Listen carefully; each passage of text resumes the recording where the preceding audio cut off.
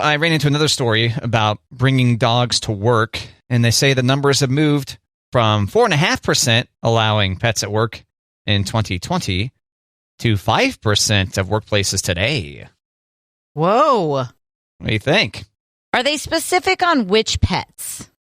No, I mean, if this is just kind of the broader deal about bringing... I mean, the majority of the items listed in this article here are about dogs specifically. Okay.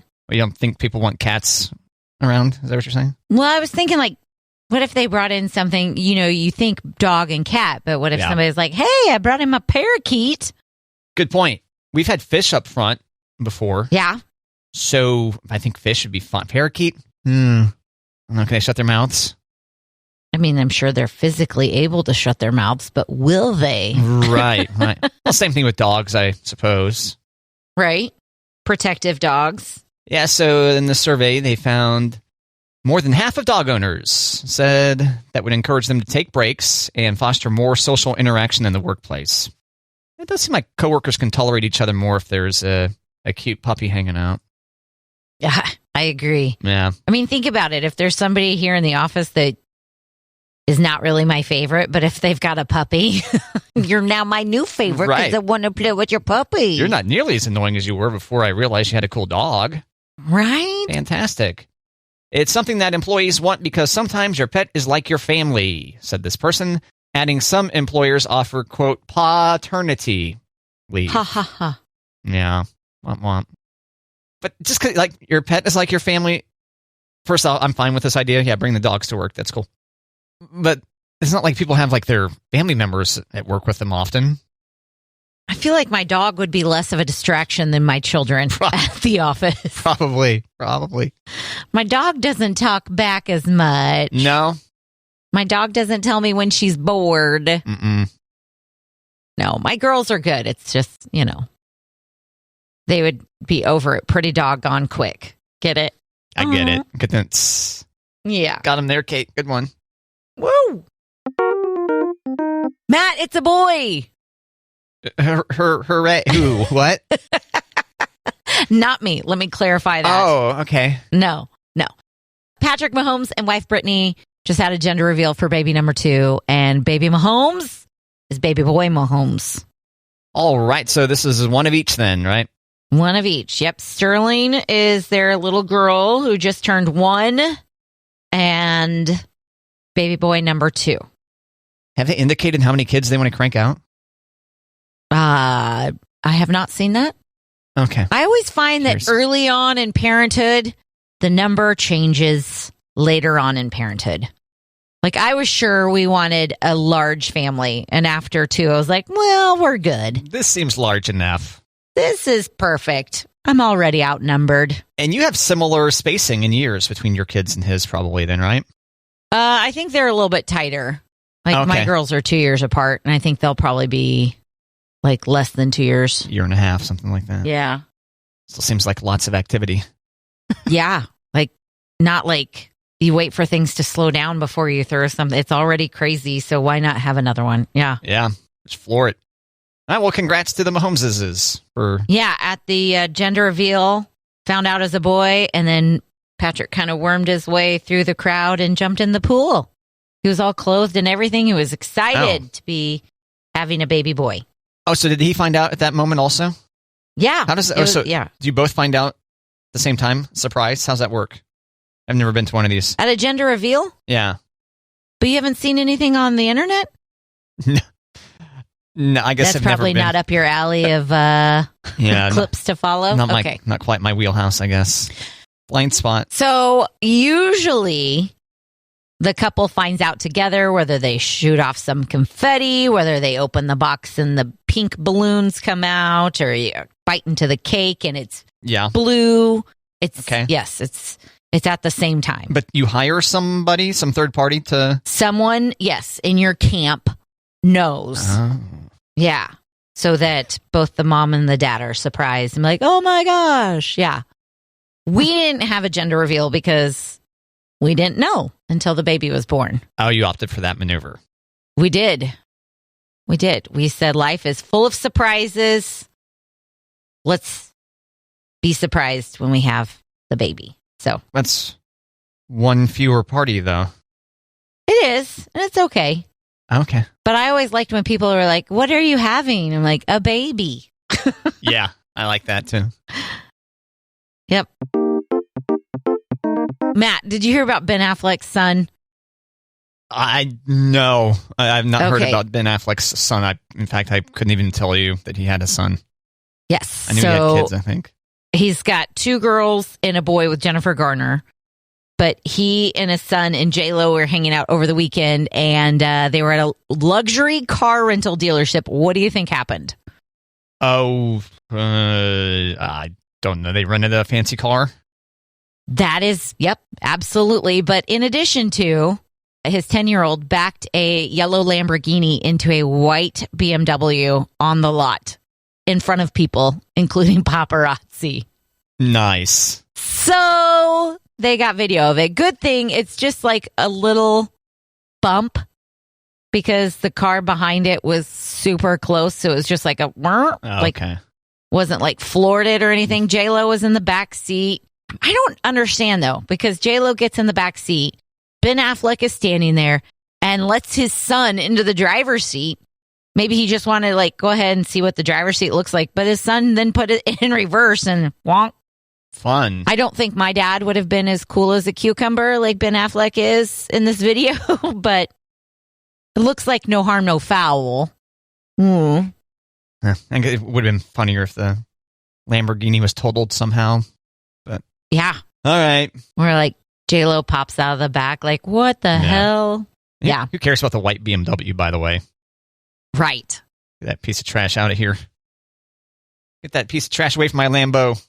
Everybody is watching, so everybody saw what happened. And you see like Ben Affleck talking to the employees like, oh, it's not that bad. And he's kind of got his hand over his mouth and Licks his thumb to try to wicka some paint off the bumper. yeah, let me just like, see, it's okay. Just get a plunger out. Get a plunger out to fix the dent. Yeah, Just use the standard plunger, go into the I think can so. and grab the. Okay, I think so. all right. Did you see this deal about the 6,000 bees that moved into the house in Omaha? No.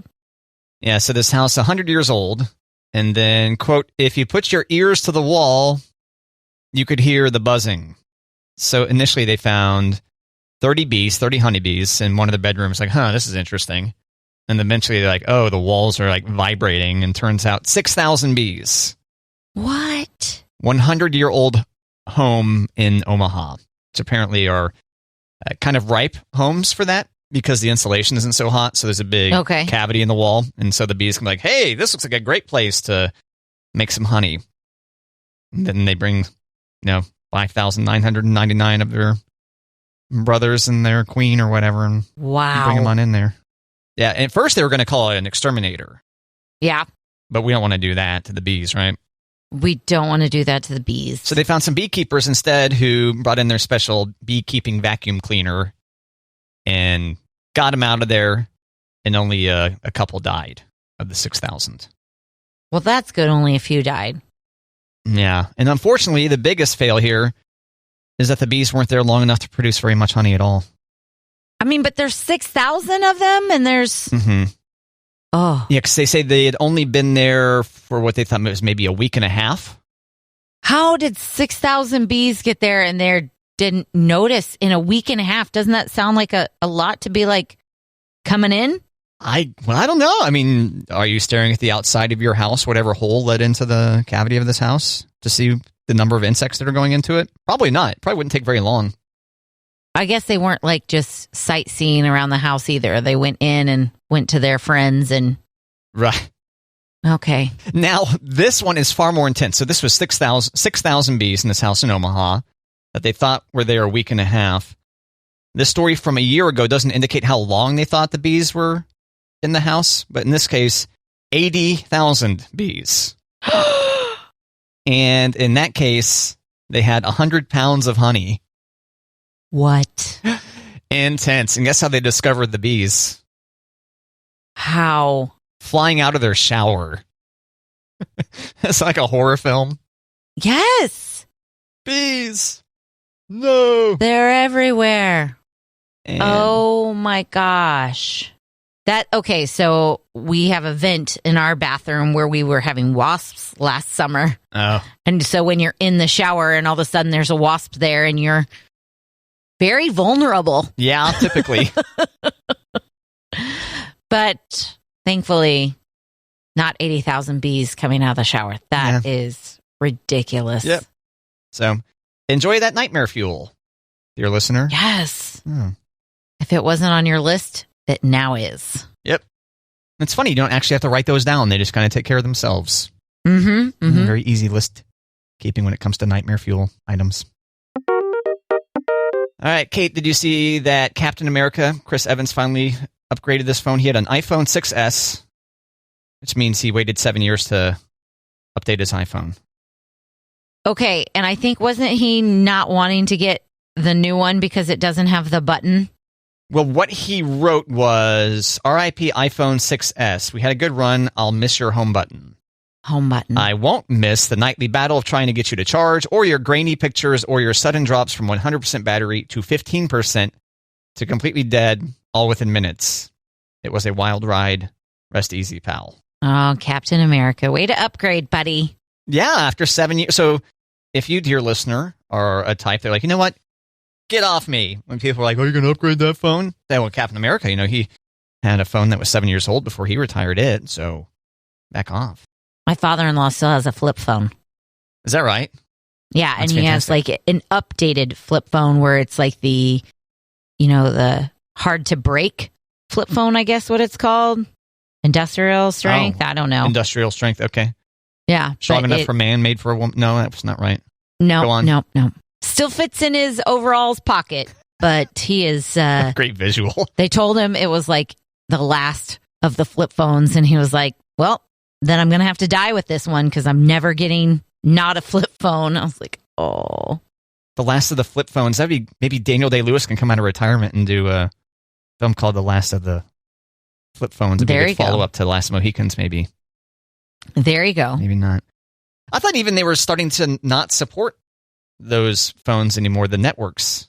I think that's also one of the reasons, and they couldn't transfer his number, so some poor soul at the phone counter transferred all of his numbers. Oh.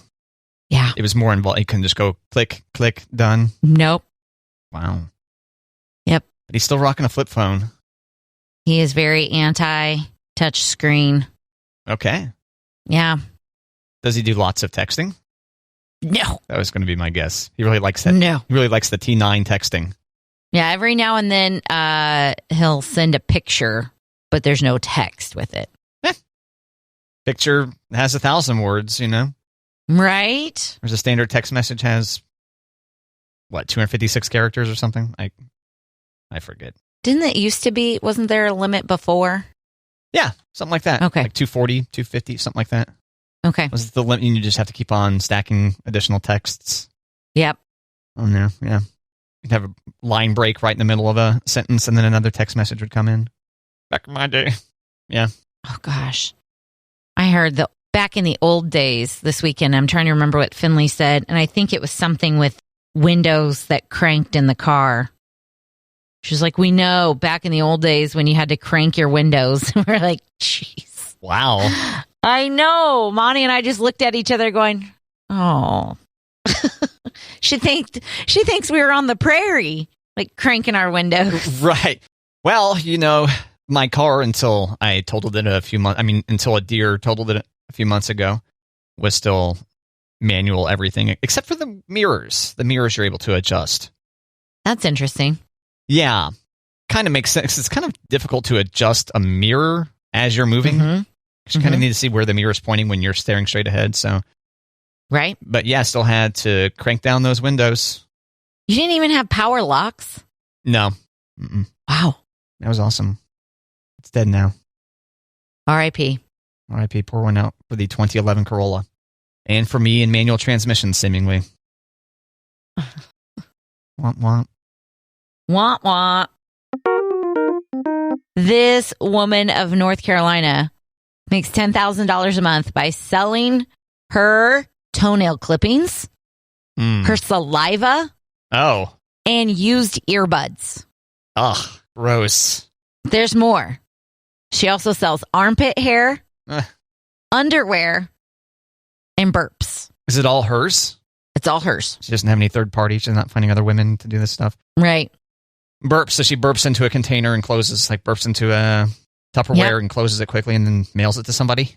A jar. Yep. Mason jar. A jar. Okay. I wonder how that keeps. I wonder if you can actually still smell the burp. I mean, I don't, like, I know you make a big deal about not kink shaming here. That's right. We don't kink shame on Matt and Kate.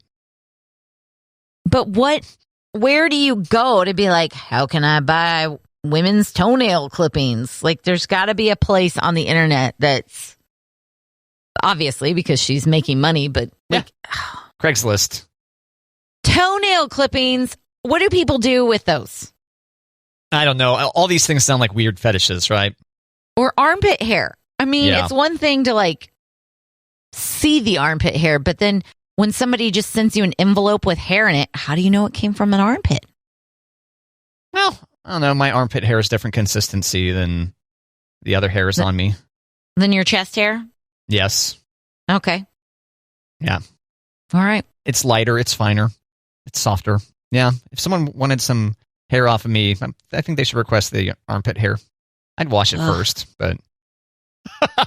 That's another thing. What if it's like, I would pay more for unwashed armpit hair? Oh, that's probably the case. I bet you're right. I bet you a lot of the people, a lot of the armpit hair connoisseurs probably do like it to have some BO on there, have some sweat and stuff. I think I'm in the wrong, but there's nothing on here about feet pictures. You're going to say you think you're in the wrong business? You're going to consider I think I'm this? in the wrong business, but at the same time, I don't think I could grow out my armpit hair to sell it. So no, no. Come on, Kate. I could sell my used earbuds. Yeah, sure. That part's pretty disgusting too. Which part grosses you out the most? Which one of those things? Saliva, burps, underwear, armpit hair, toenail clippings. You're not going to use the used earbuds are actually up there, and deserve to be in that list because that's like the that's your top. The gunk inside your ears. I don't know. I'm just saying it's not easily ruled out. I wouldn't rule it out. Yeah. Quickly. Okay. What's the grossest? Gosh. Again, not kink shamey. I guess the saliva is the grossest. I don't know. Where you at on this? I'm kind of grossed out by like armpit hair and underwear. Yeah. Underwear? Oh, okay, yeah. Yeah. Yeah, I don't want any of these things, I don't think. No. No, thank you. Kate, I saw the story that adult acne is on the rise. Uh-oh. Do you know why? Stress. That's part of it, yes. Poor diets. Correct. Yeah. And lack of hydration. Oh, I'm not sure if hydration was listed in this story, but I'll put that in. I'll throw that in with like the diet issue. Okay. Just face masks. The face masks. Oh. Was the other deal? Duh. Okay. Although we're kind of on the other end of people wearing face masks now. I never had problems with my skin because of masks. No, yeah, me neither. No. So I just have a hard time, I guess, relating when somebody's like, oh my gosh, I can't wear a mask. I get acne. I'm like, well, okay. Right. Just because it never happened to me doesn't mean it doesn't happen, but. That's right. Different bodily compositions and all that stuff. We talked about that before, how we're all different, each and every one of us. A special snowflake of sorts. And then, people's diets just went to hell during the pandemic. I guess is the other reason why dermatologists are like, man, check out the zits in all these grown-ups. Also, doesn't alcohol, like let's say you're still eating okay, but you're drinking a ton more. Doesn't alcohol affect your skin? Maybe. I think it does. Does it say what to do if you're a grown-up with grown-up acne? Well, they recommend talking to a dermatologist, which is kind of boring. I mean, if we're basically telling you what you need to do here. Yeah. I guess if you really want to pay somebody, you can pay Matt and Kate to tell you, eat better, relax, hydrate, and if you wear a mask, make sure that you are washing your hands. I don't know. And your face. You can wash your face. Mm-hmm, At the end of the day, all that stuff. And yeah, our advice is free on this show. So You're welcome. Thank you. And please partake in the various wares from the many fine sponsors you hear on KJ1055. Thanks. I mean, if we have a dermatologist on there, are they just like, thanks a lot, Kate? Yeah, here come the dermatologists and the chiropractors again. Watch out. Oh, all rah-rah, the dermatologist. Yay. I know. And I still love a good chiropractor. Yeah, okay. I do. They're not medical doctors, but that's fair. Oh, Matt. They aren't. I've been watching Snowflake Mountain on Netflix, Matt. Have you? I have. Okay. And? I watched the first 2.5 episodes. 40 minutes long, so it's not like you're really getting sucked into like an hour at a time. Okay, each one runs 40 minutes? Yep. Okay. It's hard to not keep watching. I had to stop because my kids came into the room and wanted to spend time with me. Bummer. Yeah. Buzzkills. No. They only come around when I want to watch shows that are inappropriate. So I know we just talked about the show. How inappropriate is it? What's so inappropriate about it? the language and okay. some of the subject matter, I don't think I want my 10 and 12-year-old to be hearing about, but Time to grow up. well, I'm kind of Not you. not. Not you. I've given up on you, but for the children. I know, right? The children, yeah. I'm going to Gotcha. keep them in the bubble as long as I can. Gotcha. Okay. But Snowflake Mountain, 10 Gen Zers spoiled and forces them to grow up and learn survival skills by putting them in the mountains to compete for $50,000. And here's the thing. If the $50,000 is going to go to one person at the end. But the more that people are like, forget this, I'm out, the more money they take away from the grand prize. So if people quit, it's not going to be $50,000. So that has kept people from just walking off and being like, all right, I quit. Because they feel bad for the other contestants because they'd be taking money out of there? Yeah. So the other contestants, instead of like, yeah, go ahead and quit, that's more money for me, they're like, don't quit. Keep the money a lot. Interesting. Yes. Look pretty brutal. I think it could have been worse. I would like to see what's on the editing room floors. But I want to know how, like, are the hosts the creators, or are the hosts, like, did they audition for it? Because they both have military and survival skills background and training. Yeah. So I'm just wondering if they were like, you know what we should do? Or if the creators were like, we need to hire two people who know what they're doing. And There's probably a way to find that out. Probably. But I have no idea what that would be. So there's no way of ever knowing. I'll do some homework. Okay. Yeah. Still no F-Boy Island, though. No, I haven't done that yet. You're not going to do it, are you? No, I'm not going to do it. It's on my list. You're not going to do it. Yeah. It's just not at the top of my list. You know what I mean? Yeah, it's well below Naked and Afraid and now Snowflake Mountain. Yeah. What it seems like. But Naked and Afraid, I can watch with the kids. Everything's blurred out on Naked and Afraid. Oh, boring. I mean, that's what makes it family appropriate. Is there a Too Hot for TV edition?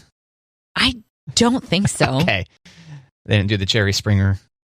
No.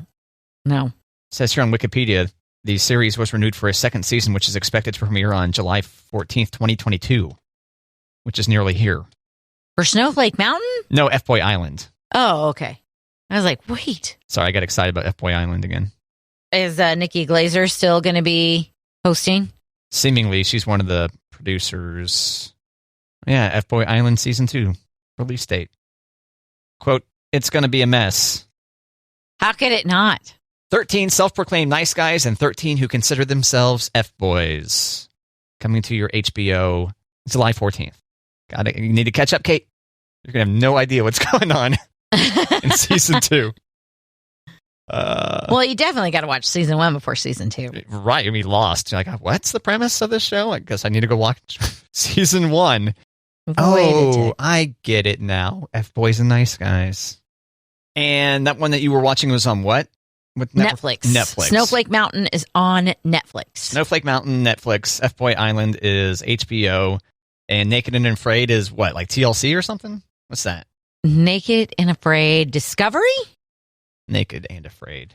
Yeah, Discovery. Okay. Way to go, Kate. Whoa. 12 seasons. Lots more catching up on that show than there is on F-Boy Island, just FYI. Yeah. Yeah.